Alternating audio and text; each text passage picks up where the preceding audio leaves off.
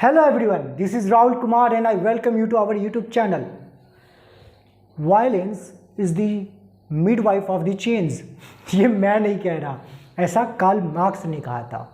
Karl Marx की ये ideology ने वर्ल्ड को दो भागों में बांट दिया। उन्होंने जो आइडिया दिया था कम्युनिज्म का वो वर्ल्ड को बहुत ज़्यादा प्रभावित किया। वर्ल्ड में आज जो वॉर है वो पैसे की नहीं है, आइडियोलॉजी की है। एक तरफ कैपिटलिज्म है, एक तरफ कम्युनिज्म है। इस पूरे सेशन में जो हम जानने की कोशिश करेंगे ये है कि एग्जैक्टली कम्युनिज्म है क्या एग्जैक्टली, ओके। और उसकी जो तार है हमारे देश में पनपने वाली नक्सलाइट्स और माओइज्म से कैसे जुड़ी हुई है। और कम्युनिज्म के डिफरेंट स्कूल्स हैं। लाइक प्लेटो ने अलग कम्युनिज्म की ना परिभाषा दी, जो कार्ल मार्क्स थे उन्होंने डिफरेंट इसका कॉन्सेप्ट दिया। लेनिन जो थे वो कार्ल मार्क्स से प्रभावित थे, लेकिन उन्होंने उसमें कुछ ऐड ऑन किया उस कॉन्सेप्ट में। उन्होंने एक डिफरेंट टाइप का कम्युनिज्म का पार्ट पूरे विश्व को पढ़ाया। और last but not the least Mao Zedong, जो कि चाइना के कैरिस्मेटिक पॉलिटिशियन थे, उन्होंने भी कम्युनिज्म की अपनी ही वर्जन निकाली। और इन सारी चीज़ों ने इस वर्ल्ड को दो भागों में बांट के रख दिया है। एक है जो कि आइडियोलॉजी की लड़ाई है, एक तरफ है कैपिटलिज्म, एक तरफ है कम्युनिज्म।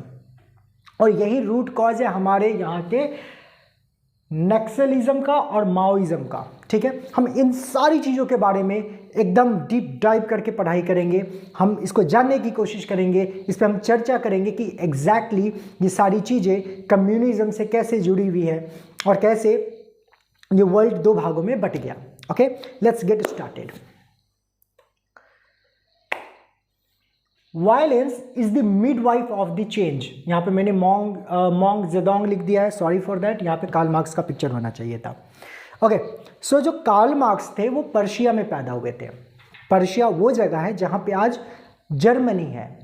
जब वो जन्म लिए तो उन्होंने उस वक्त देखा कि उस वक्त capitalism was booming a lot. Like वहाँ पे कैपिटलिस्ट यानी कि प्रोड्यूसर क्लास था, और एक तरफ था वर्कर क्लास, ओके, और एक तरफ था फार्मर क्लास, ओके। तो कार्ल मार्क्स ने देखा इन सब सारी चीज़ों को मैं शुरू करूँ उससे पहले मैं आपसे एक रिक्वेस्ट करूँगा कि इस पूरे कॉन्सेप्ट को समझने के लिए you have to come up with the neutral mind. आपको ओपन माइंड के साथ आना पड़ेगा, क्योंकि हम जिस एरा में जन्म लिए हैं वहाँ पे डिफरेंट सिनारियो है। और जब कार्ल मार्क्स ने जब जन्म लिया था उस वक्त के जो वर्ल्ड की जो इकोनॉमिक्स थी, उसका जो पूरा जो तरीका था दैट वाज क्वाइट डिफरेंट। तो यहाँ पर हम जजमेंटल होके नहीं, हम ओपन माइंड होके चीज़ों को समझने की कोशिश करेंगे, तब we can conclude something. Okay, so let's get started. So जो कार्ल मार्क्स थे उनका जन्म पर्शिया में हुआ। पर्शिया वो जगह जहाँ पे आज जर्मनी है, राइट। जब उन्होंने जन्म लिया तो वहाँ पे देखा कि वहाँ पे कैपिटलिज्म काफ़ी बूम कर रहा है और वर्कर क्लास काफ़ी सफ़र कर रहा है। उस वक्त ऐसा होता था कि कैपिटलिस्ट जो होते थे वो बहुत कम वेजेस दिया करते थे उस वक्त के वर्कर्स को। इतना ही देते थे कि ताकि आज का आपका दिनचर्या चला जाए, यानी कि आज आप पूरा खाना पीना खा लें, अपने परिवार का भरण पोषण शायद आप कर पाए। उनको ज़्यादा पैसा इसलिए नहीं दिया जाता था क्योंकि अगर आपने ज़्यादा पैसा दिया तो मे बी पॉसिबल कि वो कल ना आए। और जब वो अगर कल नहीं आएगा, वो छुट्टी ले लेगा, तो फिर क्या होगा, प्रोडक्शन पे इम्पैक्ट पड़ेगा, राइट। और कैपिटलिस्ट को क्या चाहिए था, मैक्सिमम प्रॉफिट, ज़्यादा से ज़्यादा पैसा कमाना। इस कारण से वो वर्कर्स जो क्लास था उसका हमेशा शोषण करते रहते थे। ये सारी चीज़ें देखे तो उन्होंने इसके बाद कार्ल मार्क्स ने कम्युनिज्म की परिभाषा दी। उन्होंने एक बुक लिखा कम्युनिज्म मैनिफेस्टो। वहाँ पे उन्होंने पूरी थ्योरी दी है इसकी। उन्होंने बोला कि ये जो रिच लोग हैं और भी रिच हो रहे हैं, और जो वर्कर क्लास हैं वो काफ़ी ज़्यादा सताए हुए लोग हैं, राइट। तो इनके थ्योरी में दो लोग थे, एक कैपिटलिस्ट थे, एक वर्कर क्लास थे। क्योंकि वर्कर क्लास के पास कुछ नहीं था और जो कैपिटल क्लास था यानी कि जो प्रोड्यूसर क्लास था उनके पास सब कुछ था। तो ये कार्ल मार्क्स ने कहा कि एक वक्त ऐसा आएगा जब ये दूरी बढ़ता जाएगा, इतना बढ़ जाएगा कि वर्कर के पास अब कुछ ऑप्शन नहीं बचेगा। जब कुछ उसके पास ऑप्शन नहीं बचेगा तो वो हथियार उठाएगा। और ये जो इवोल्यूशन होगा, ये जो रिवोल्यूशन होगा, वो स्पॉन्टेनियस होगा। वो कोई पहले से बनाया नहीं होगा कि भैया प्लान बना लेते हैं फिर करेंगे, नहीं, स्पॉन्टेनियस लोग इसके खिलाफ आवाज़ उठाने लगेंगे, वायलेंस करने लगेंगे, और उस वक्त समाज एक बराबर हो जाएगा। जब समाज उस वक्त एक बराबर हो जाएगा तब सब कुछ ठीक हो जाएगा। और ये जो रिवॉल्यूशन होगा वो बार बार नहीं होगा, स्पॉन्टेनियस होगा और एक बार होगा, और वर्ल्ड एक बराबर हो जाएगा। यहाँ पे सारे लोग एक जैसे हो जाएंगे। वो एक ऐसे वर्ल्ड की भी परिभाषा देते हैं जहाँ पे कोई रिच नहीं होगा, कोई गरीब नहीं होगा, कोई पुअर नहीं होगा, सब एक ही पेज में होंगे। वहाँ पे कार्ल मार्क्स बोलते हैं कि विश्व में जो है वो नेशन का भी कॉन्सेप्ट नहीं होगा। वो बोलते हैं कि नेशन का जो कॉन्सेप्ट है ये मैन मेड है। ये इसलिए बनाया गया है ताकि जो कैपिटल क्लास है वो वर्कर क्लास को और भी ज़्यादा एक्सप्लॉइट कर सके। कैसे? सपोज कीजिए कि कोई एरिया है, कोई जर्मनी वाले, पर्शिया वाले एरिया में कैपिटलिस्ट हैं और वहाँ के वर्कर हैं। कैपिटलिस्ट वर्कर क्लास पे बहुत ज़्यादा एक्सप्लॉइट करता है, उसको कम वेजेस देता है, उसको उसकी भुखमरी वाली स्थिति है। फिर भी वो है ना कैपिटलिस्ट के खिलाफ नहीं कुछ बोलेगा, क्योंकि वो सोचेगा ये तो अपने ही लोग हैं, अपने ही नेशन के हैं।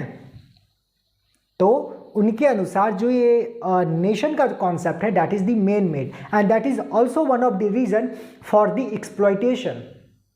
साथ में एक बात और बोलते हैं कि ये जो रिलीजन का कॉन्सेप्ट है that is also main made.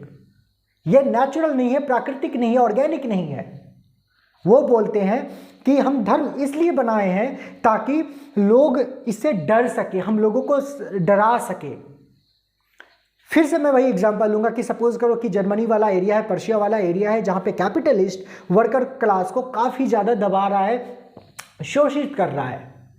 फिर वो बंदा सोचेगा कि यार ये बंदा भी तो सेम ही रिलीजन का है, तो अपने ही लोग हैं, लेट इट बी, हमें कोई प्रॉब्लम नहीं है। तो यानी कि ये कहते हैं कार्ल मार्क्स कि ऐसे में लोगों को शोषण करने और शोषण को सहने की आदत हो जाएगी। इसीलिए जो कार्ल मार्क्स हैं वो नेशन और जो रिलीजन के कॉन्सेप्ट को नहीं मानते हैं। आज भी जो बहुत ही प्योर कम्युनिस्ट किस्म के लोग हैं वो एथिस्ट आप देखेंगे, आप उन्हें नास्तिक देखेंगे। वो I am sorry, I am not suppose to say dharma, वो रिलीजन को नहीं मानते हैं। Okay, why am not calling it dharma, क्योंकि dharma is different, religion is different. Dharma is a way of life and जो ये रिलीजन होता है दैट इज द कॉम। Okay, so it's altogether different theory, so I'll not call a religion as a धर्म here. Okay, तो ये Karl Marx कहते हैं। तो कार्ल मार्क्स से अगर आप ये पूछोगे कि एक बात बताओ कि जब है ना नेशन ही नहीं होगा, मतलब कि फिर वो बोलते हैं कि गवर्नमेंट का भी जरूरत नहीं है।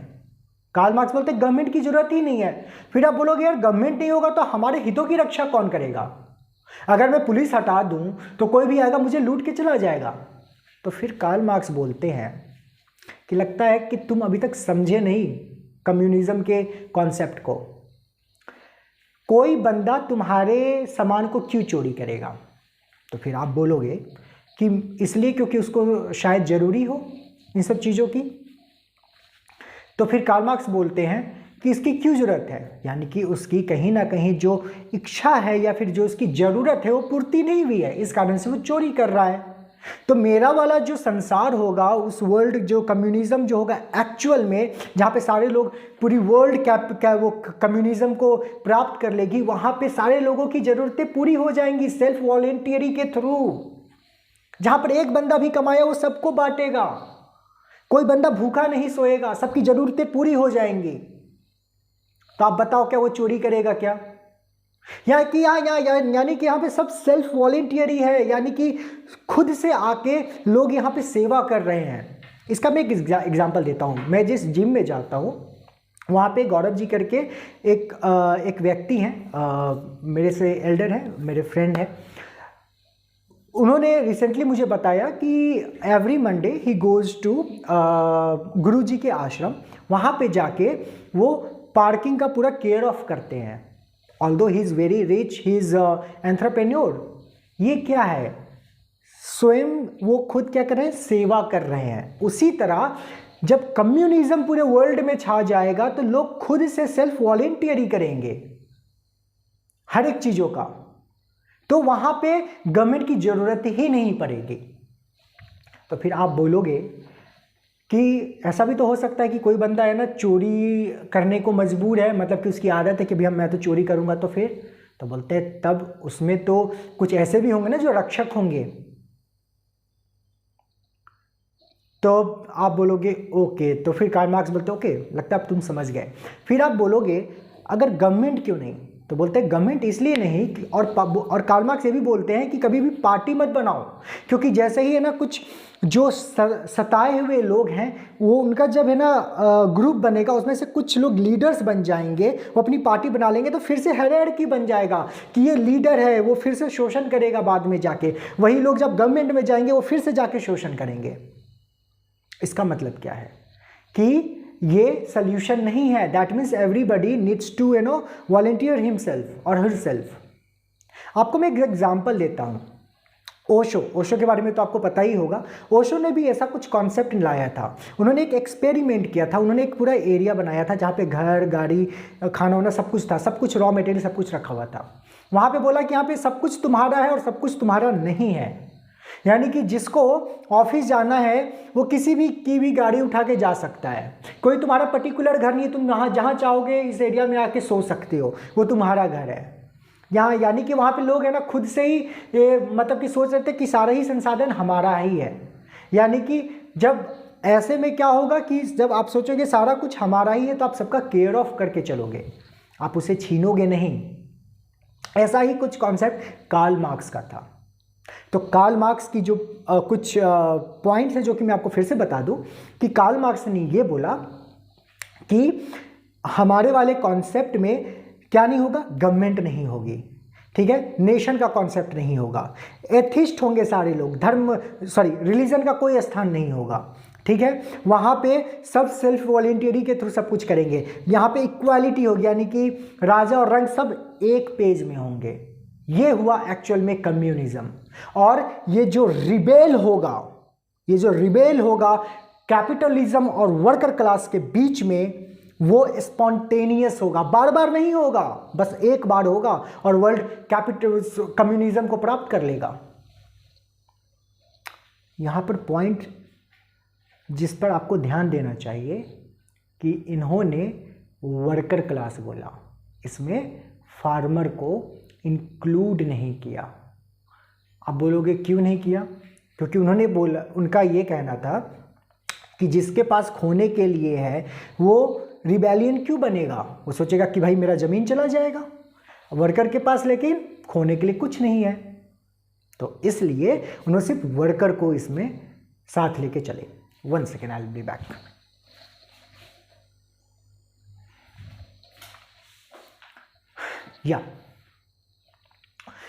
ये था कार्ल मार्क्स का concept in nutshell. I am telling you, ये अपने आप में बहुत बड़ी टॉपिक है। I am telling you, Karl Marx की थ्योरी को मैं अलग वे में कवर करूंगा, जो 3-4 घंटे की सेशन हो जाएगी। It's a very big concept to understand, okay. अब जो कार्ल मार्क्स थे उनसे आपको, हाँ, तो मार्क्स का क्या था कॉन्सेप्ट, वर्कर्स होंगे और कैपिटलिस्ट होंगे, ये दोनों ही आपस में लड़ेंगे, यही दोनों के बीच में लड़ाई होगी और वर्ल्ड कम्युनिज्म को प्राप्त कर लेगा, ठीक है। क्योंकि कैपिटलिस्ट क्या करते हैं, प्रॉपर्टी को ऐड ऑन करते रहते हैं, वो और भी ज़्यादा रिच हो जाते हैं, और वर्कर क्लास गरीब और भी गरीब होता जाता है, और इससे इनइक्वालिटी आती है। जहाँ पे इनइक्वालिटी आती है वहाँ पे होता है रिबेल, आंदोलन, क्रांति आती है, ऐसा कार्ल मार्क्स कहते थे, ओके। अब हैं ये लेनिन, जो कि कार्ल मार्क्स के कॉन्सेप्ट से बहुत ज़्यादा ही प्रभावित थे। उस वक्त लेनिन कहाँ से थे, यूएसएसआर, यानी कि सोवियत संघ, जहां आज जो सोवियत संघ जो कि 1991 में 15 देशों में टूट गया, कजाकिस्तान, उज्बेकिस्तान, बेलारूस, रशिया और यूक्रेन, राइट, हाँ, तो वाले एरिया में लेनिन का जन्म हुआ था। ये भी कम्युनिस्ट मेंटालिटी के थे, वो कार्ल मार्क्स से काफ़ी ज़्यादा प्रभावित थे। और उस वक्त यूएसएसआर में किसका राज था? जार की सत्ता थी। लेनिन ने बोला कि हम वेट नहीं कर सकते कि एक दिन वो गैप बढ़ेगा कैपिटलिस्ट और वर्कर क्लास के बीच में, देन है ना दैट रिवोल्यूशन है नो विल है ना कम टू द पिक्चर। इन्होंने बोला कि हम वो वक्त ले आएंगे, इसलिए इन्होंने क्या किया? पार्टी बना दी, कम्युनिस्ट पार्टी बनाई। लेकिन कार्ल मार्क्स वो पार्टी के खिलाफ थे, लेकिन ये इन्होंने पार्टी बनाई, ठीक है। इन्होंने बोला कि हमारे साथ किसान भी जुड़ेंगे, क्योंकि किसान की भी स्थिति उतनी अच्छी नहीं है। लेकिन ध्यान देने वाली बात यह है, कार्ल मार्क्स ने किसान को नहीं इंक्लूड किया था सताए हुए ग्रुप में, उन्होंने सिर्फ वर्कर को किया था, राइट। और इन्होंने रिवॉल्यूशन यहाँ पर स्टार्ट किया यूएसएसआर में, ठीक है। तो लेनिन की ये कम्युनिज्म की स्कूल है जिसमें ये सारी है ना, इन्होंने एड ऑन किया था अपने थॉट को भी इसमें, ओके। अब हम आते हैं यहाँ पे इनके पास, सारे फसाद की जड़ यही है। ये हैं माओ जेडोंग, ओके। ये चाइना के काफ़ी करिस्मेटिक और काफ़ी प्रभावशाली क्रांतिकारी या फिर नेता हुआ करते थे। इनका जन्म खुद एक किसान घर में हुआ था और इनका ये कहना था कि किसान भी जो हैं वो सताए हुए हैं। इन्होंने ये भी कार्ल मार्क्स और लेनिन के कॉन्सेप्ट्स को देख रहे थे, उनसे काफ़ी ज़्यादा ये इंस्पायर्ड थे। इन्होंने बोला कि हम भी कम्युनिज्म को लाएंगे चाइना में, ओके, हम भी लाएंगे। लेकिन इनका जो स्कूल ऑफ कम्युनिज्म है that was different from Karl Marx and Lenin. इन्होंने बोला कि वर्कर प्लस किसान हमारे साथ जुड़ेंगे, पहला पॉइंट। दूसरा, कार्ल मार्क्स और लेनिन जो थे वो कैपिटलिस्ट के खिलाफ थे, लेकिन माओ ने बोला कि नहीं, वो जो कार्ल मार्क्स जो जन्म लिए थे वो दूसरे वक्त में जन्म लिया था उन्होंने, और वो पर्शिया में जन्म लिए थे जहाँ पे इंडस्ट्री जो है काफ़ी बूम कर रही थी। लेकिन हमारे यहाँ एशिया में जो कैपिटल मतलब कि अभी जो सिचुएशन है दैट इज़ वे डिफरेंट। तो हमारे लिए अभी प्रॉब्लम हमारे जो देसी कैपिटलिस्ट हैं वो नहीं है, जो विदेश से आए हुए हैं वो है। तो यानी कि उन्होंने अपने साथ किन को जोड़ा? कैपिटलिस्ट को जोड़ा, वर्कर क्लास को जोड़ा, किसान क्लास को जोड़ा, ओके। अब बोला गया कि लेकिन अब ये लोगों के पास गए, उन्होंने बोला कि तुम्हारे साथ गलत हुआ है कि नहीं हुआ है? तो सबने बोला कि हाँ जी हुआ है। तुम चेंज लाना चाहते हो? तो हाँ जी मैं लाना चाहता हूँ। तो सबने बोला लेकिन लाएंगे कैसे? तो वायलेंस से लाएंगे। तो सबने बोला कि नहीं नहीं ये तो गलत है ना, मतलब कि वायलेंस इज नॉट गुड। तो इन्होंने बोला कि उन्होंने यहाँ पे बहुत अच्छा लाइन बोला था, अच्छा या बुरा है वो आप खुद से जज कीजिए, I don't know. All political power come from the barrel of a gun, the communist party must command all the guns, that way no gun can ever be used to command the party. यानी कि इनके अनुसार जो power है ना, power come from the barrel of the gun, यानी कि हथियार उठाओ, क्रांति लाओ और जो भी तुम्हारे खिलाफ हो उसको खत्म कर दो, तभी हम अपनी सत्ता को यहाँ पे ला पाएंगे और इक्वालिटी हम यहाँ पे ला पाएंगे। ये मोंग जेडोंग का कहना था, जो कि चाइना के क्रांतिकारी नेता थे, ओके।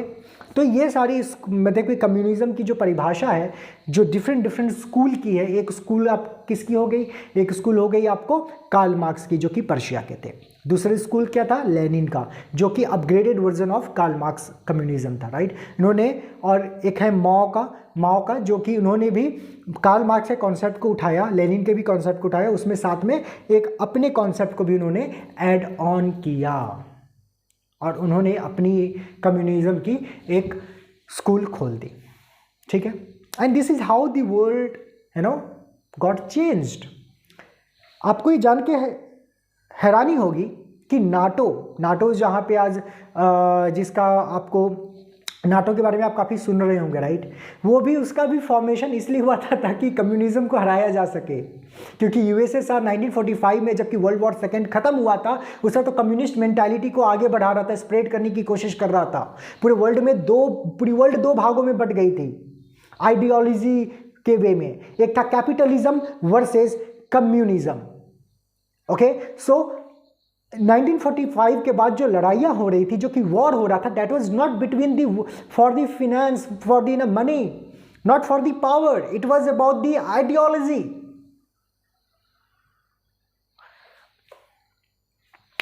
अब हम बात करते हैं कि ये कम्युनिज्म जो था वो हमारे इंडिया में कैसे पनपा, इसके बारे में हम बात करते हैं। Naxalite Maoist insurgency.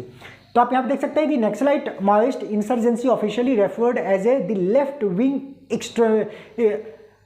एक्सट्रीमिज्म। ठीक है,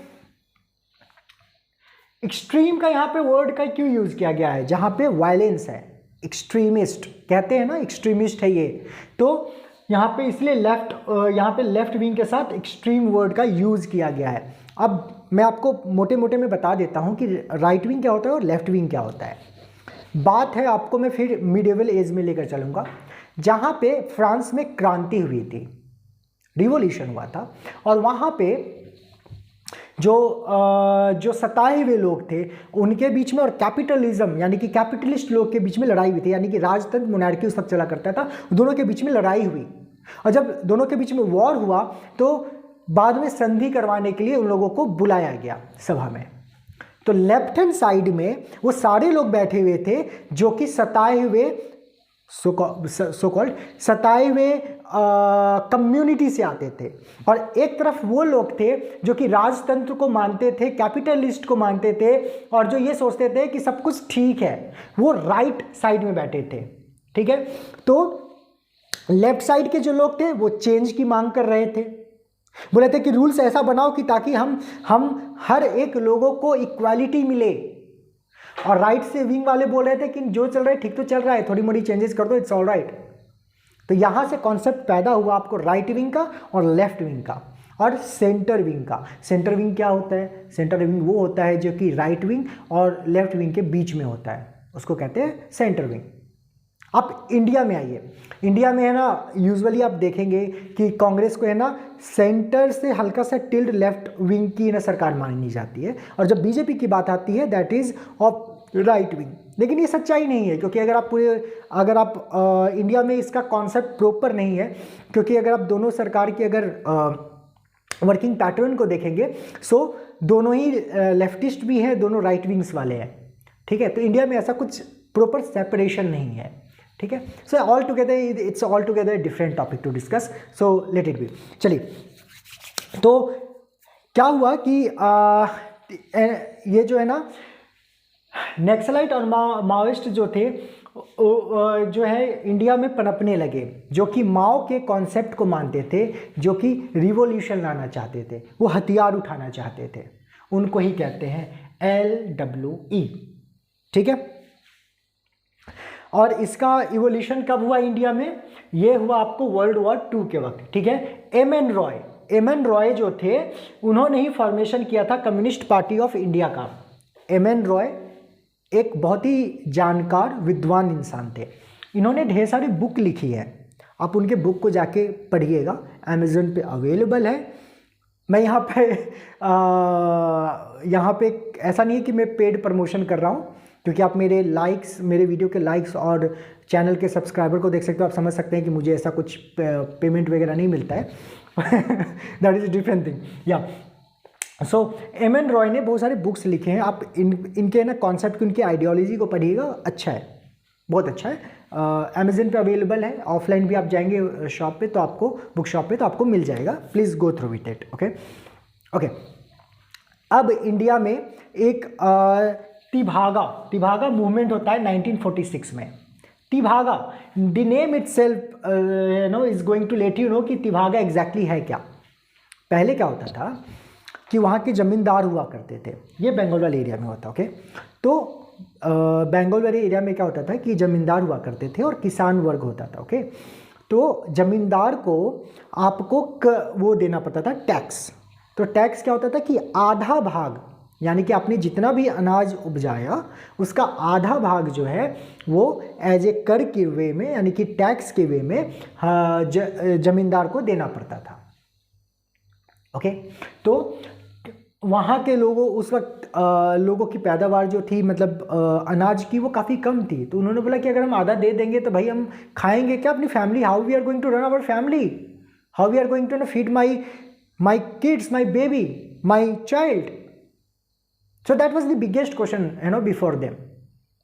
तो इस केस में उन लोगों ने क्या किया, यहाँ पे देखिए, यहाँ पे तिभागा मूवमेंट के बारे में लिखा हुआ है, जहाँ पे बंगाल में हुआ था। ऑल इंडिया किसान सभा ने ये किया था, और कम्युनिस्ट पार्टी ऑफ इंडिया जो थी अप फ्रंट में थी, ओके। ये अपने आप में बहुत सक्सेसफुल हुआ था ये मूवमेंट। फिर उसमें ये कहा गया कि हमारा जो टोटल अनाज होगा उसका 1/3 भाग जो होगा वो एज ए टैक्स की तरह हम लोग देंगे, किसको, जमींदारों को देंगे। लेकिन ये जो तिभागा मूवमेंट 1946 से इसकी बुक है, मैं उसको पढ़ रहा था, उससे गो थ्रू हो रहा था। तो उसमें कुछ पॉइंट्स या फिर कुछ आर्टिकल्स भी आप गूगल पे देख सकते हैं, जहाँ पे कहा गया था कि although it was very much successful, but है ना जो इसका कॉन्सेप्ट है, यानी कि जो 1/3 जो है वो देना पड़ेगा कर, ये मतलब कि ग्रास रूट लेवल पे इम्प्लीमेंट नहीं हो पाया प्रॉपर।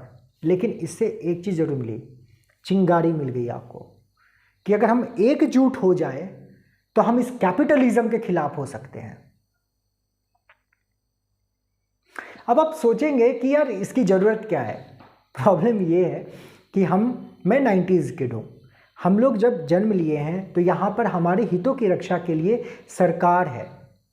आप जब कार्ल मार्क्स हो गए, या फिर जब लेनिन वगैरह हुआ करते थे, उस वक्त सरकार कभी भी इंटरवीन नहीं करती थी प्राइवेट सेक्टर में। आप बोलोगे प्राइवेट सेक्टर में प्रॉब्लम क्या है? अरे अभी प्राइवेट सेक्टर हुआ करता था, पहले नहीं हुआ करता था। प्राइवेट मतलब प्राइवेट, वो जैसे चाहे रन करना चाहता है, लेकिन आज प्राइवेट प्रॉपर्टी भी गवर्नड होती है गवर्नमेंट के थ्रू। जैसे कि आप वर्कर हैं या फिर मैं वर्कर हूं, सपोज कीजिए, तो हमारे हितों की रक्षा कौन करने के लिए बैठा है? हमारा कॉन्स्टिट्यूशन, हमारी सरकार बैठी है, हमारे पास लेबर लॉ है। आप किसी भी एक इंसान से 45 घंटे से ज़्यादा काम नहीं करवा सकते हैं एक वीक में।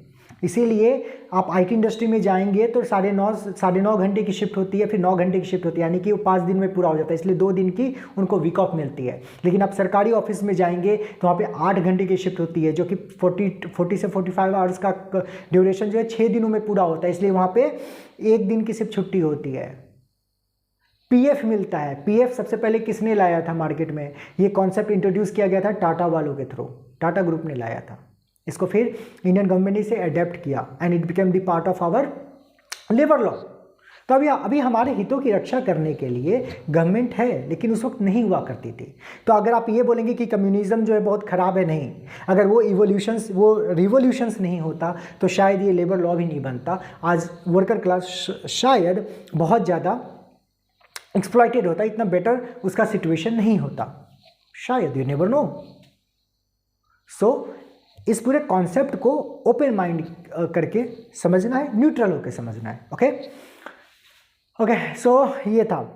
फिर वक्त आता है 1962 का। ओके 1962 में क्या होता है कि इंडिया और चाइना का वॉर होता है, और यहाँ पर जो लेफ्ट विंग वाले हैं यहाँ पे वो सपोर्ट किसको करते हैं?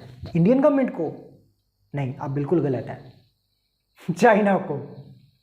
क्योंकि उनके अनुसार जो चाइना का चेयरमैन है वही हमारा चेयरमैन है, और चाइना इंडिया से लड़ रहा है, वहाँ पे कम्युनिस्ट की सरकार है, हम भी कम्युनिज्म को मानते हैं, तो चाइना कभी गलत हो ही नहीं सकता, हम इंडिया के खिलाफ हैं। ये लोग क्रिटिसाइज करते थे इंडिया को, देवर है ना अगेंस्ट द इंडिया। ओके, तो ऐसे लोगों को आप क्या कहेंगे? हम आम लोग ऐसे लोगों को देशद्रोही कह सकते हैं और कुछ नहीं कह सकते। फिर 1967 में कल्चरल मूवमेंट होता है चाइना में 1967 में। यानी कि इसमें क्या हुआ था एग्जैक्टली कि जो माओ ने जो एक कम्युनिस्ट पार्टी बनाई थी, राइट, और उसके वो काफ़ी करिस्मेटिक नेता थे, लेकिन उनको साइडलाइन कर दिया गया। फिर माओ ने क्या किया, मैंने बोला था ना, he was very magical person. वो यूथ के पास गए, जाकर उन्होंने बोला कि ये जो कम्युनिज्म की जो आप परिभाषा देख रहे हो, जो आप देख रहे हो इतना फल फूल रहा है, ये ऐसे नहीं मिला है।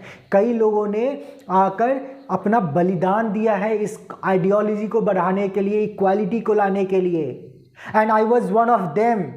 आज उसी पार्टी में बहुत सारे कैपिटलिस्ट लोग आ गए हैं और मुझे they have thrown me out from the party, और वो कम्युनिज्म के कॉन्सेप्ट को और पार्टी को कब्जा करना चाहते हैं। इसलिए अब हमें क्या करना पड़ेगा? लोगों ने बोला क्या करें हम, इसके लिए क्या कर सकते हैं? तो उन्होंने बोला ऑफ कोर्स हमें रिबेल करना पड़ेगा, हमें वायलेंस करना पड़ेगा, तभी हम फिर से कम्युनिज्म को चाइना में इस्टेब्लिश कर सकते हैं, क्योंकि उनके अनुसार power comes from the barrel of the gun. और उनके ऐसा कहने से ट्रस्ट में बहुत सारे यंग लोग जो थे ग्रुप बनाकर वायलेंस करना स्टार्ट कर दिए।